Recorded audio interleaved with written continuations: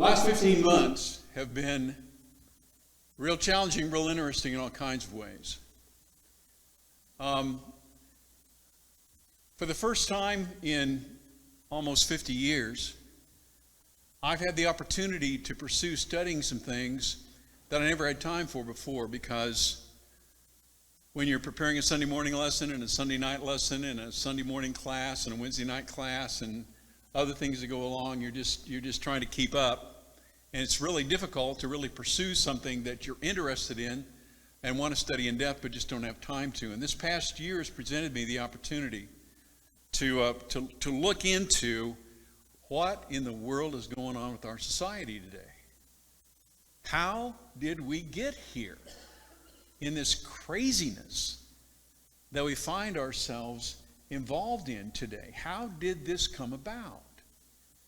And so for the last year, I've read and multiple books, zillions of articles, listened to, I imagine by now, probably hundreds of hours of speakers and lectures, trying to get an understanding of why we are where we are today in our culture.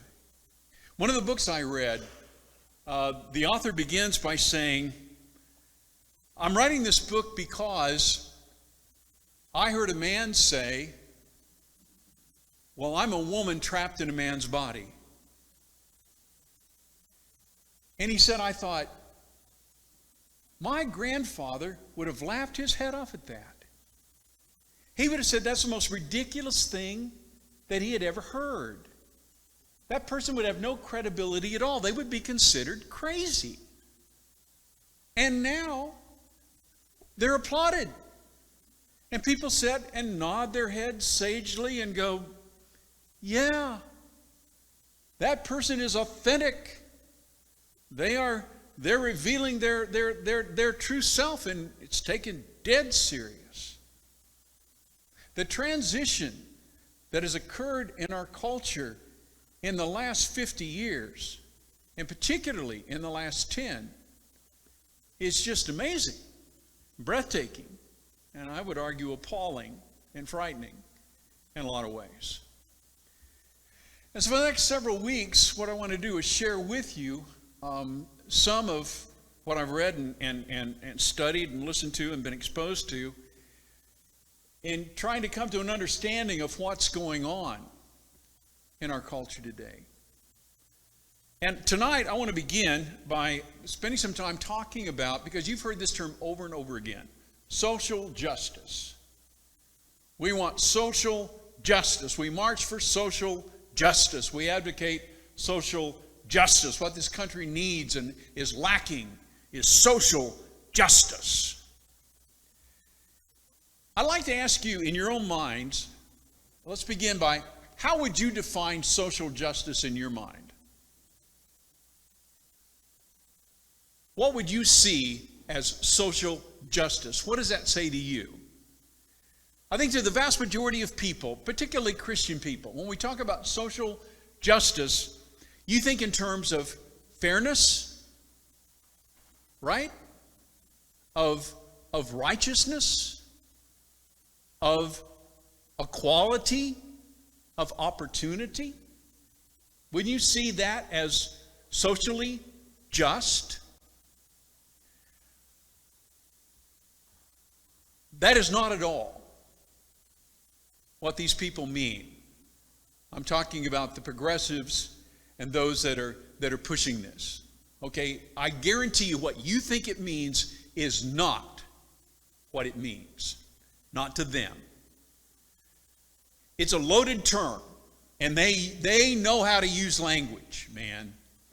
They know how to use terms that we're comfortable with and we embrace, but they're using them with definitions much different from your definition. We're going to talk about inclusion. We're going to talk about diversity. We're going to talk about things like that. And you hear these terms used all the time. We're for inclusion. We're for diversity. Yeah, me too. But not like they mean it. Not like they're using the term according to their definition. And that's, among other things, what I'm desperate for people to understand is the mindset behind this and where these people are coming from, because I will guarantee you, despite protestations to the contrary, it is from anything but a religious perspective. In fact, you're going to see that they see Christianity as the enemy, not a friend.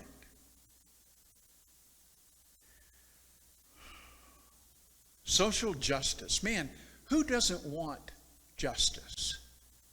Who doesn't want righteousness? Who doesn't want fairness? God demands justice, right?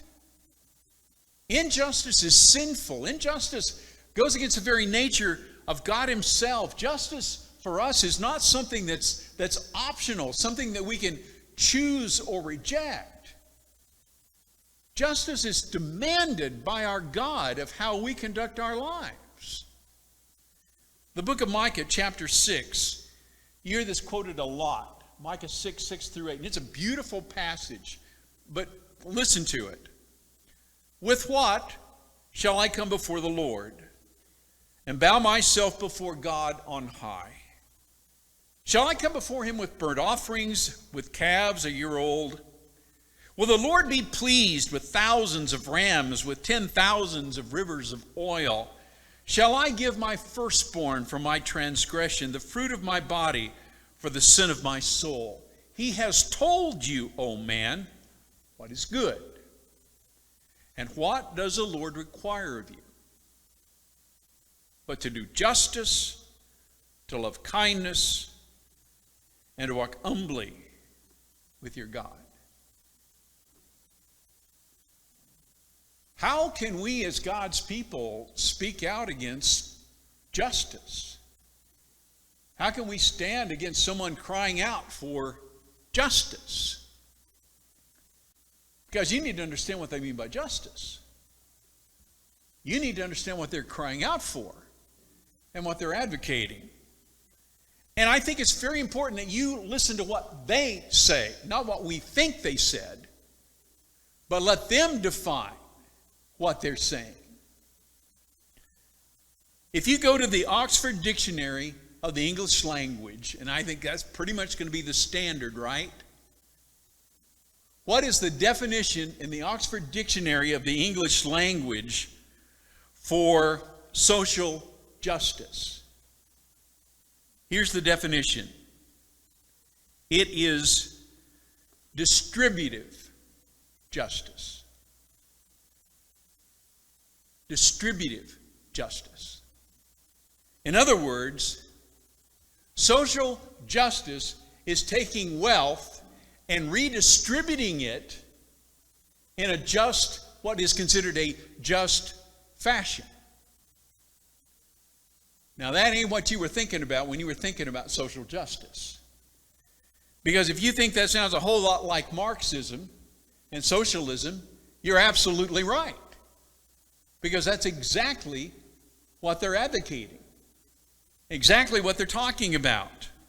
Social justice, as it's used today, speaks to the state redistributing wealth.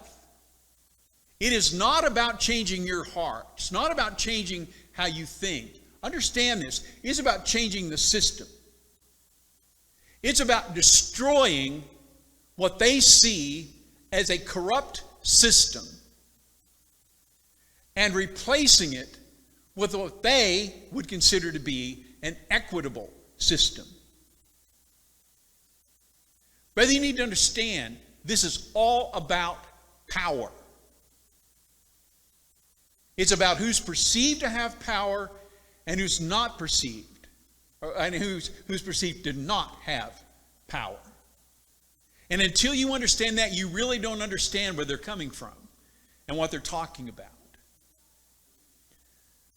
I'm going to go in future lessons, we're going to spend some time talking about socialism and neo-Marxism and that kind of thing, because it's important that you understand where they're coming from. But just understand and keep in your mind that this is very much about destroying the system as we know it. Because social justice warriors see the system as we know it as absolutely corrupt. And so it's not about changing minds and hearts. It is about revolution. That's why they call themselves social justice warriors. Because this is about revolution. This is about tearing the system down and redoing it in a way that they consider to be equitable, in a way that they consider to be just. And that means changing the power structure and changing the decision structure and changing how wealth is distributed.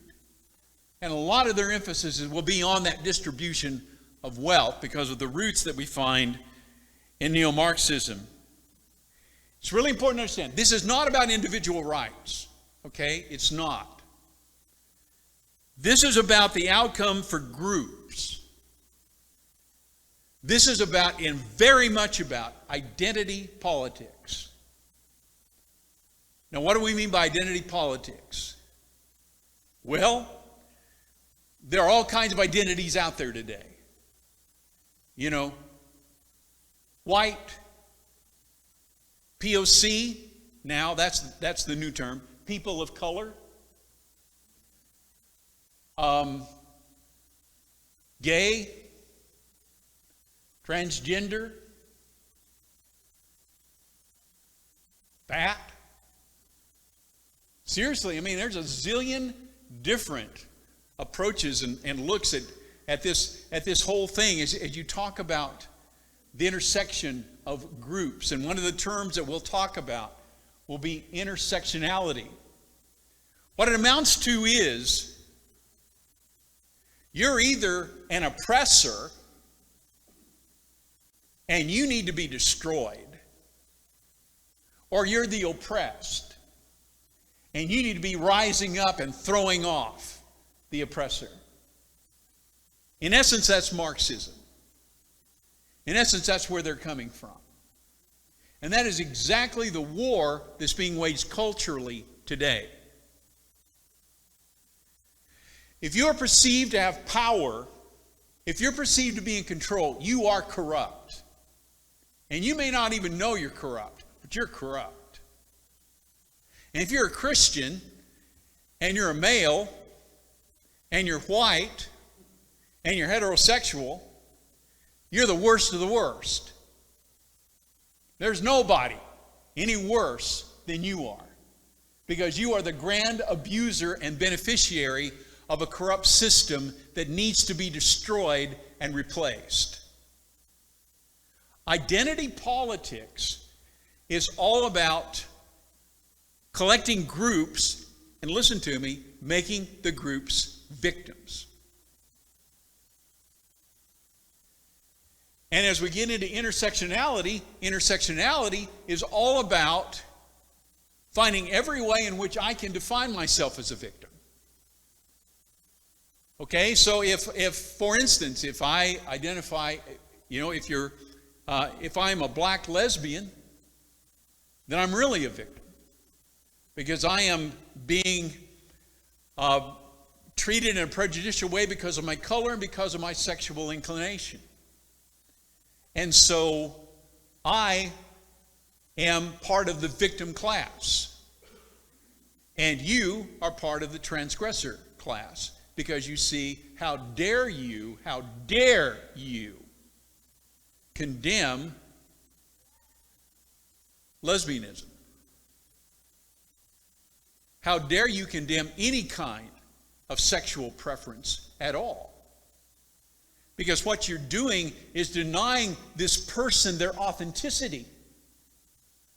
You are denying them the right to express themselves. You're corrupting them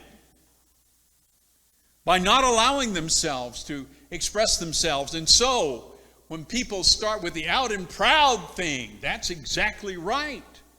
They're being authentic, true to who they are.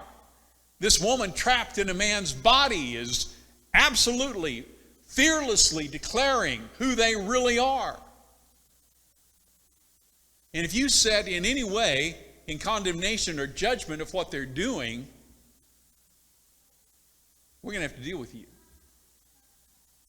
Now that's what's going on. That's where they're coming from. And so, how are you going to accomplish this? Well, you're going to have to accomplish it by force, folks. You're not going to accomplish it in any other way. You're going to have to accomplish it by force. And that means that the privileged, the bourgeois, are going to have to be brought to answer, brought under the control of the proletariat, the working people, the poor. And what you end up with is the same sick, tired experiment, we're going to talk about this, that was tried in the 20th century and found to be a nightmare.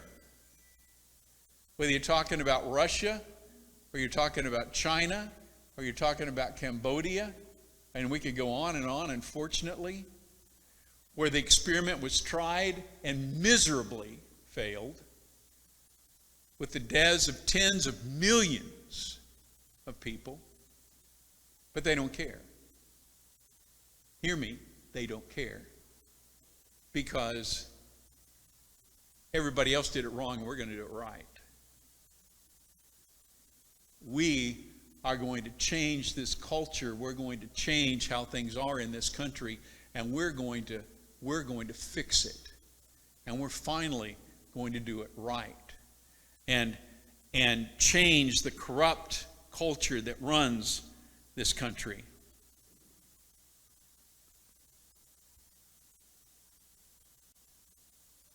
For a Christian,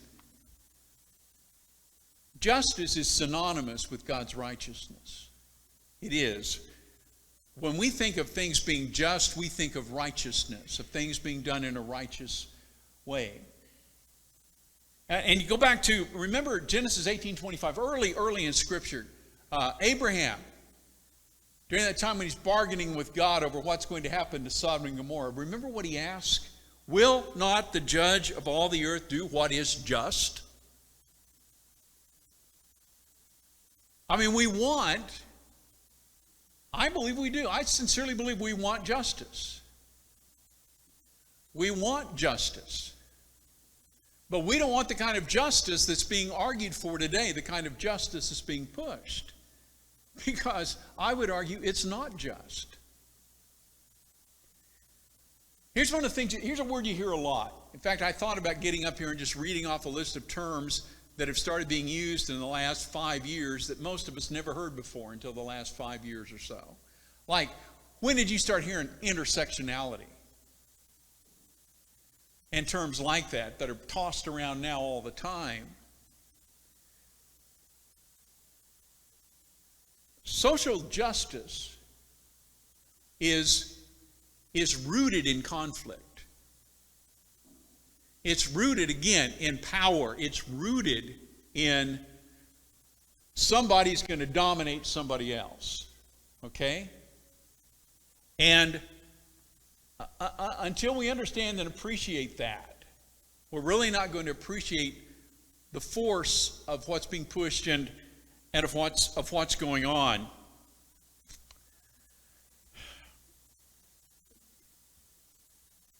You're an oppressor. You are an oppressor. If you're a Christian, you're an oppressor. You're an oppressor because you have certain moral convictions that are going to interfere with some individual expressing themselves. And again, the term that you're going to hear is being authentic to who they are. And so if I read from the Old Testament God's condemnation of homosexuality, I'm an oppressor. Because you see, I'm making people feel bad about themselves, and I shouldn't do that.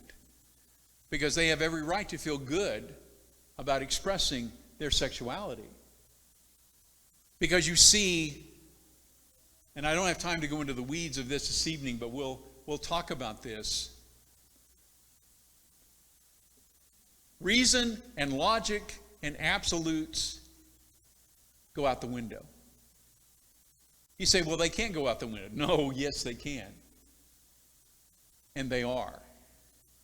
What you understand as biblical principles, as moral principles, as right and wrong are simply white constructs.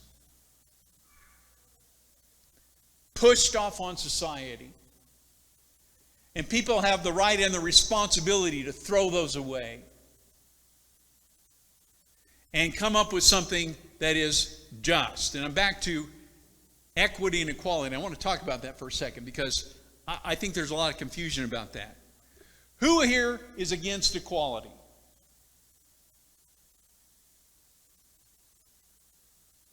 Really? I'm shocked. Because you're all against equality. No, you're not against equality. You're against equity. How many of you are against equity? Well, I don't know. Maybe I ain't. I don't know. Well, let's talk about it. Shouldn't we all be for equal opportunity? Is there anything wrong with equal opportunity? Well, there is if the system's messed up and the system's oppressive.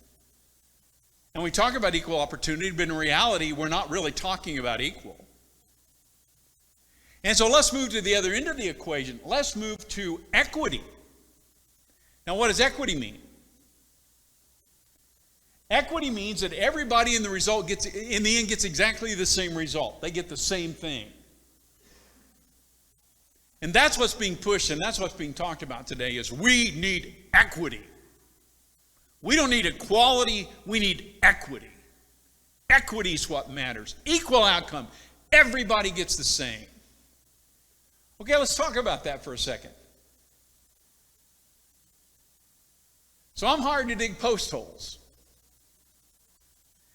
And this old boy says, I'll pay you $15 an hour to dig post holes. He gives me a post hole digger. He hires Jake and Bill too, and Jake and Bill are going to be post hole diggers too, and they're going to dig post holes for $15 an hour. So Dan goes out, and in an 8-hour day, Dan digs 16 post holes. He digs a post hole every 30 minutes. Now Jake digs 12 post holes. Bill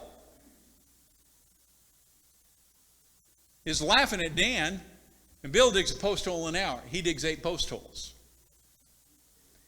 At the end of the day, all of us get exactly the same wage. I get $120, Jake gets $120, Bill gets $120.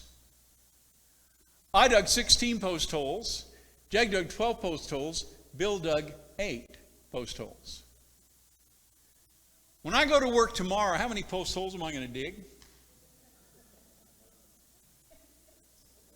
What's the average number of post holes going to be? 1 an hour. The lowest common denominator. We're going to go from having dug 16 plus 12 plus 8, 36 post holes, right? We're going to go from digging 36 post holes to digging 24.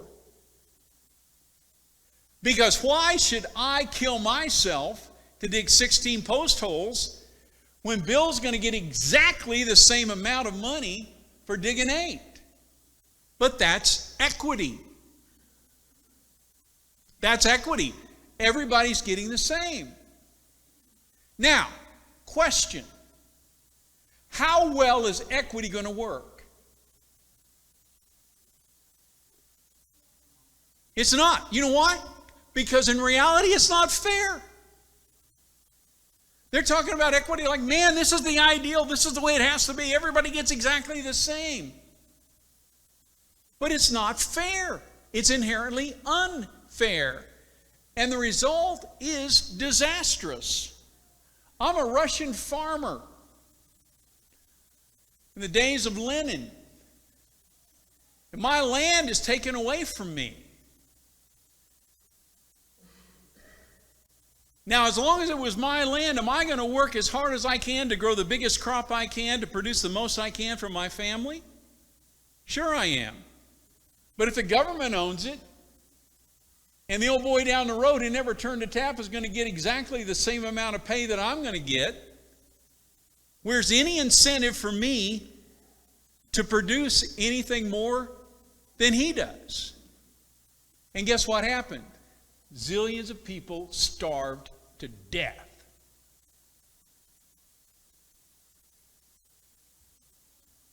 Equality. We want equality. Really? Do you really? You see, no, they don't. These are advocating for, not only are they saying, well, we want equity, but, and we, no. Let me explain to you again.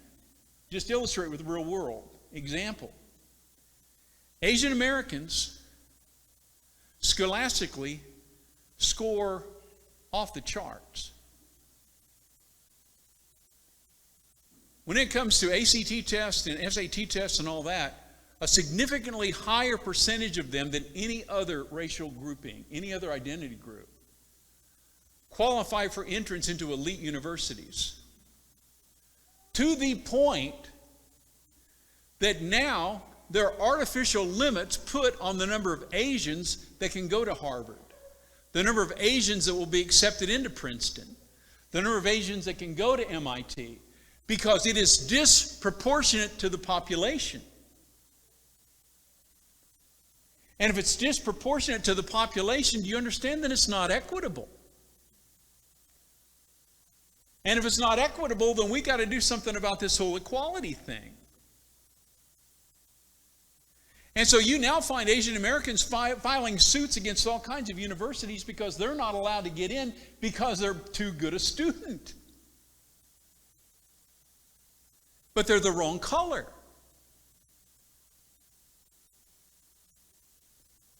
Now, what's fair about that? What's equal about that? What's equitable about that? But that's exactly what we're experiencing today, and that's what we're seeing in the name of social justice. And so, do I want things to be just? Yes, I do. But when you start seeing how they define justice, when you start seeing how they define equality, how they define equity, how they want to work things out, what you find is something far, far different than what we envision.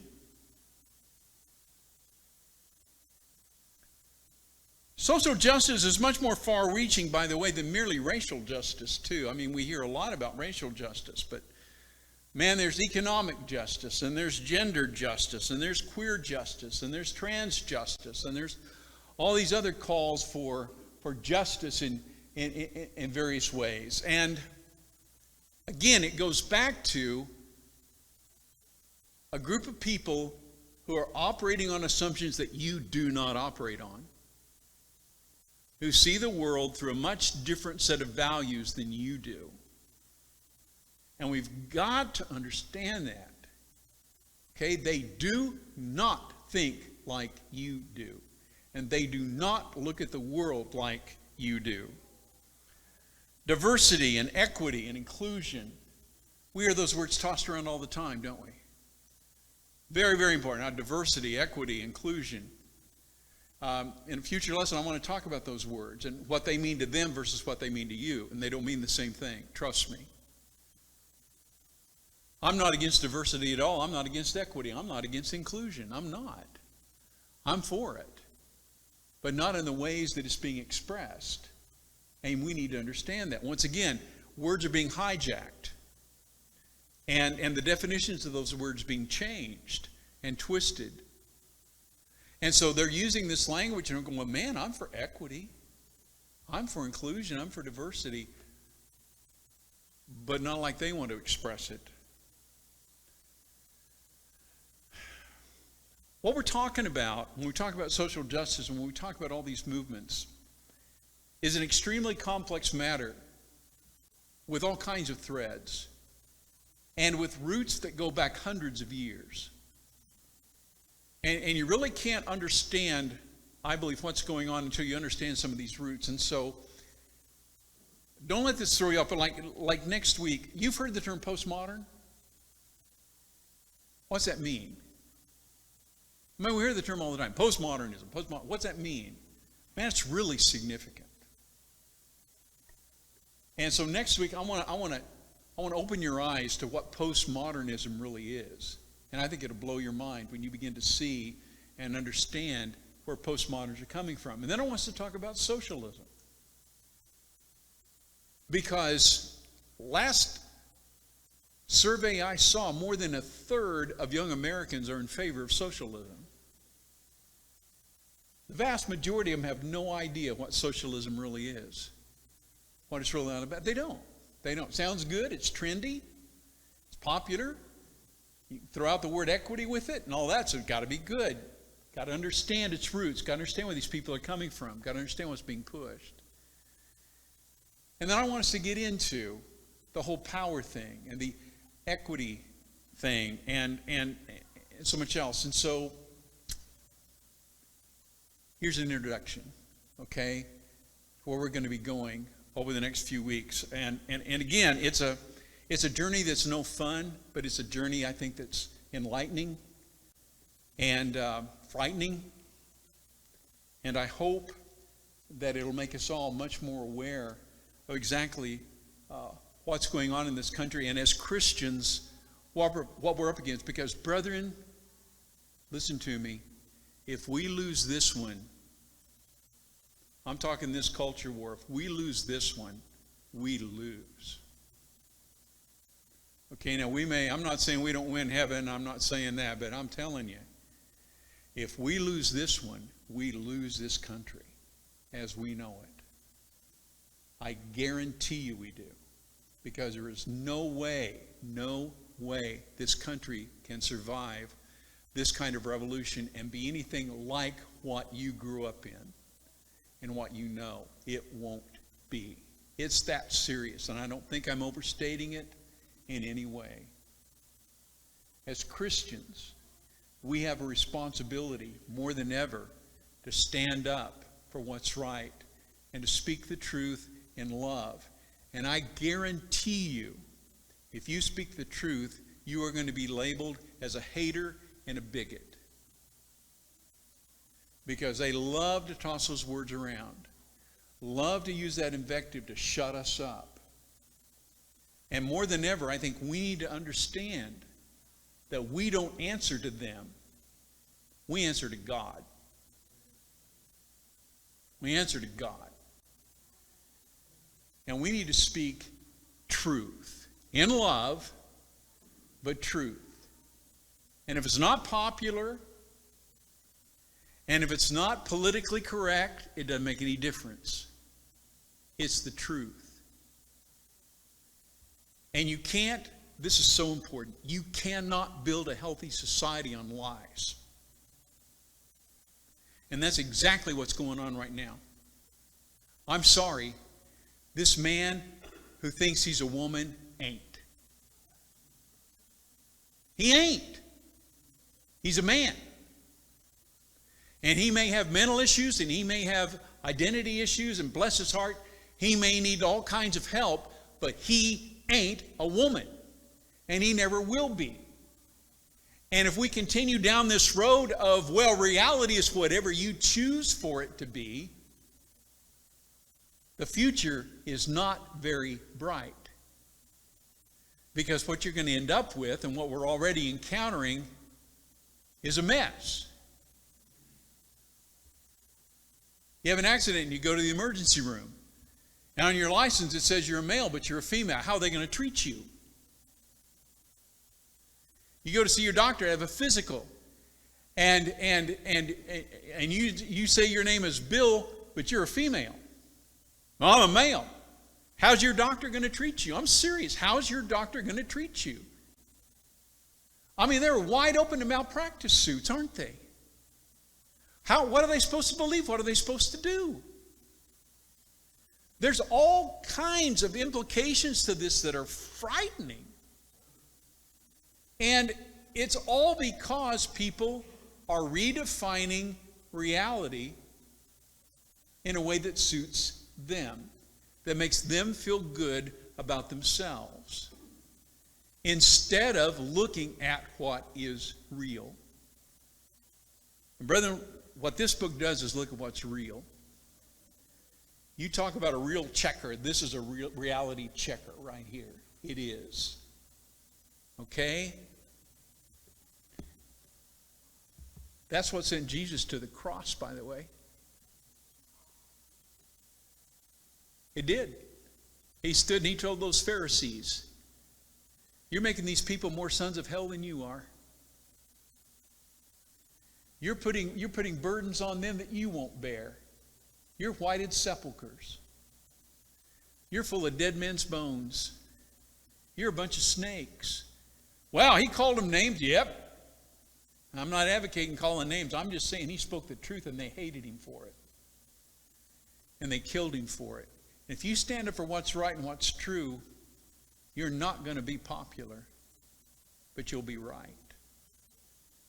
And there's no way this world is going to be healed based on a bunch of wrong assumptions and a bunch of pie-in-the-sky stuff that's being tossed out there today and refusal to accept reality.